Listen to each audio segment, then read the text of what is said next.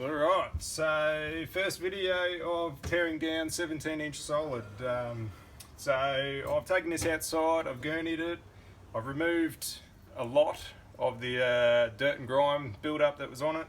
I quite often do that, it just makes it easier to work, you don't get all grease and everything all over your hands. It also helps with getting nuts and bolts out, I found. I don't know if that's true or not, or I just find it does. So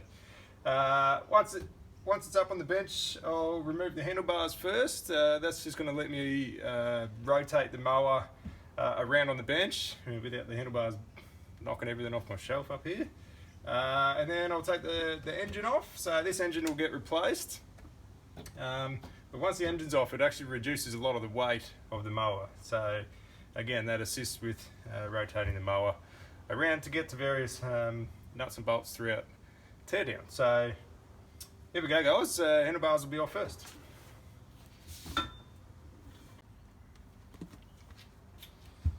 Alright, so first step to get the handlebars off is to remove the chain cover. So once we've got that off, we'll be able to access there's two nuts here to loosen. Once we loosen them, we'll be able to take the handlebars off. So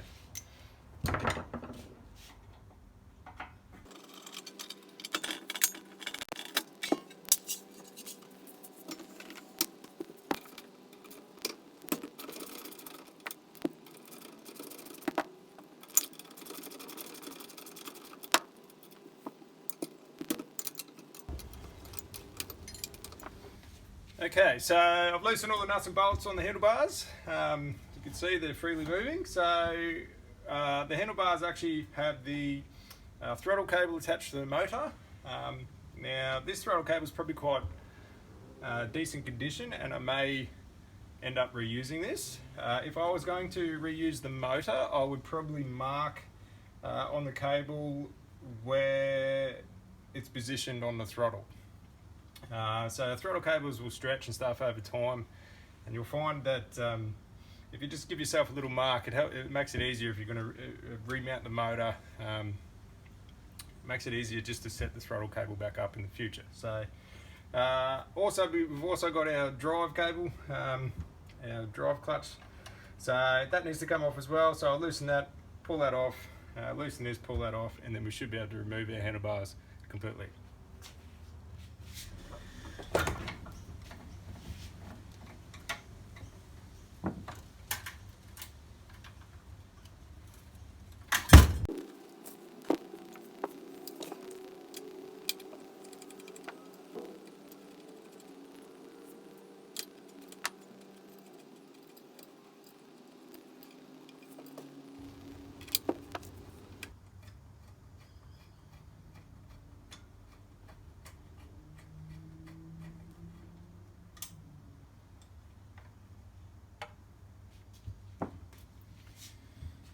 Okay, so sometimes you can just unscrew that and it pops off. Generally you can get that if the cable's stretched. However, this one must be in pretty good condition because it's not letting me do that. So basically how I'm going to get that off now is I'll have to detach it from the handlebar up here. Once I've got that, it just releases all the pressure in the cable that runs down the pipe to here. So I'll quickly do that.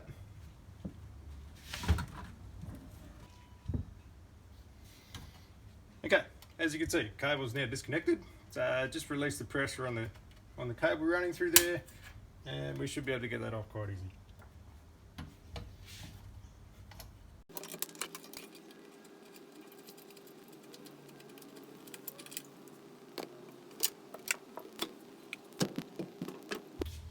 Alright, so as you can see, handlebars are removed from the mower. I'm going to continue to disassemble the actual handlebars themselves. So that's just going to be removing the cover plate here. I'll remove the throttle cable. I have already removed the throttle lever. I had to do that to get that off the mower, the cable disconnected. So that's just two pins that go through here, and there's a circlip on one side. So if you remove the circlip, push the pin out, basically it just falls straight off. So we'll pop that aside. I'll take the rest of this apart. So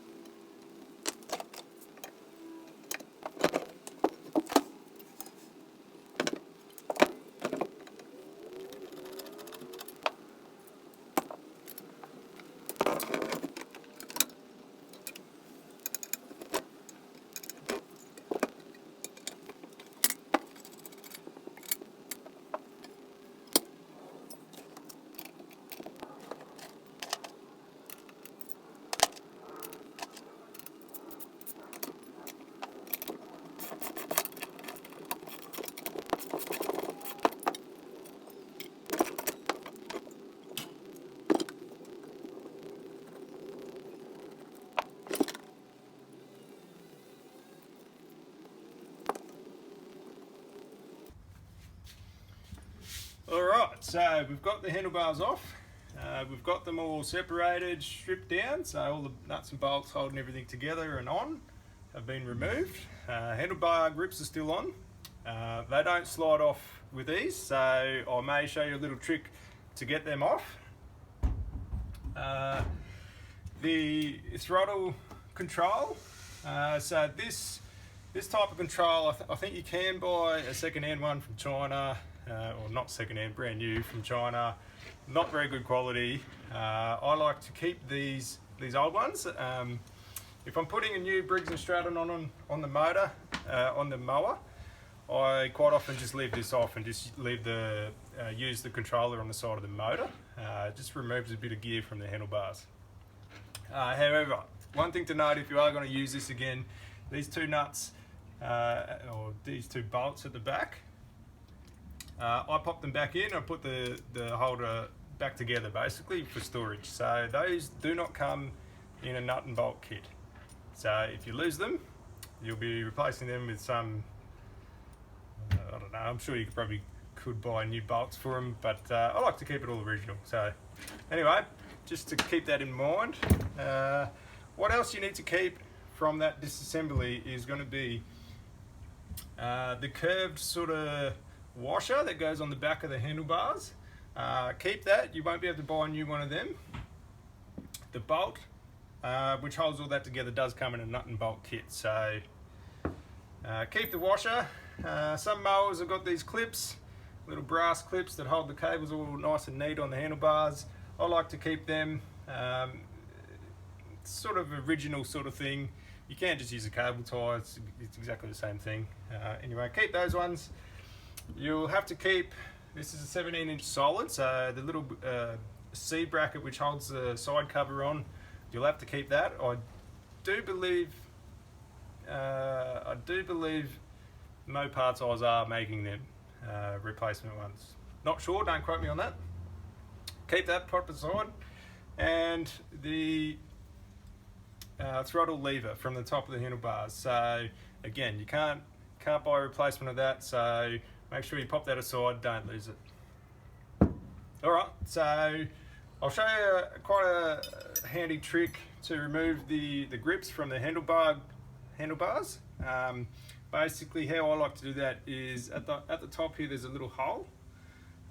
So I have an air compressor, so if you get an air compressor and blow air into that hole, it sort of expands the handlebar grip just a little bit, but that's all that's needed to break the seal of the handlebar grip, and you'll be able to slide that off. So we'll give that a go. If that doesn't work, it's basically brute force to get that off. You just got to do what you got to do. So okay, so handlebar grips. Forget what I said before, that I don't know what I was thinking. So basically if you blow air up that hole, it just goes down the tube, and you end up just blowing everything out the end of the handlebars. What I meant is we need to blow air this way into the handlebar grip, and if you just put your finger over the hole, it sort of creates like a, I don't know, it's nowhere for the air to go, so it sort of puffs out the handlebar grip just a tiny amount. That's all you need. And once you've done that, hopefully we can slide that off. So I'll show you quickly. So I'll just get a screwdriver and jam it in underneath here, just to sort of lift the rubber a little bit, so I can get my nozzle of the air compressor under.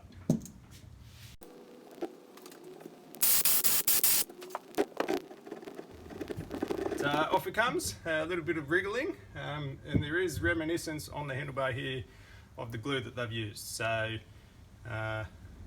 seems to do the trick for me. Okay, one final thing is handlebar grip cover, or handlebar cover plate. So on here there's a badge. It's an SB Scott Bonnar badge. So that badge is actually a brass badge. Now I've had a go at restoring one of them, and the time and effort that goes into it, I don't think it's worth it. You can buy a replacement badge for that particular spot on your mower from Moparts Oz. So it will come brand new. You've seen them on my old mowers, and you'll never know the difference. So before that goes and gets sandblasted, that has to come off. I just grab a screwdriver, jam it under there and peel it off. So.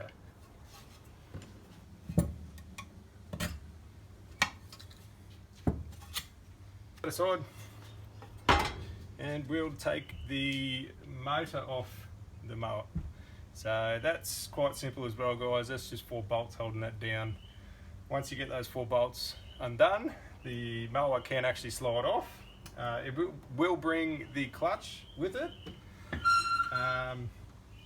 That's actually attached to the shaft, so I will try, while it's all together, I'll try and loosen the cotter pin. So the cotter pin here is just 1 nut. So if you loosen that nut and I just give the bolt a bit of a tap, and hopefully that loosens it enough to be able to slide that off the motor shaft. And then when you remove the actual motor, that will either come with the motor or stay on the shaft. Either way, it'll just slip off the shaft. There's actually nothing holding it onto this shaft here. There's just a keyway, which is, anyway. So let's do that now.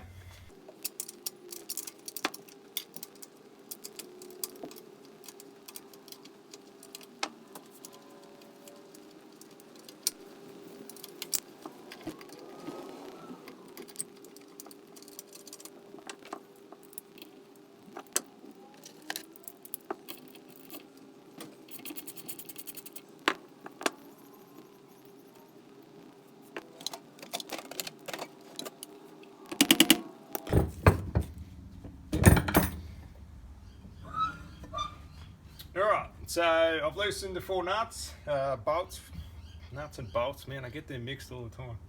I've loosened the 4 bolts. I've also loosened the nut up here on the clutch. As you can see, there's a fair amount of thread there now, so I gave that a tap with a hammer and screwdriver. Now, careful doing that if you're going to reuse your engine. You don't want to damage your engine shaft. So that there is a cotter pin. Basically, think of that as a bolt, and then halfway down the bolt there's a sort of a half moon cut out of the bolt. Now that half moon cradles the engine shaft, and that's what prevents the clutch from spinning on the engine shaft. So if you hit it too hard, or if you just start laying into it with a hammer, it's a good chance you'll probably chip part of your engine shaft. And then basically, unless you're replacing the whole camshaft in your engine, you will be up for a new engine. So we should be able to slide the motor off now, and we'll see if the clutch comes with it. So here we go.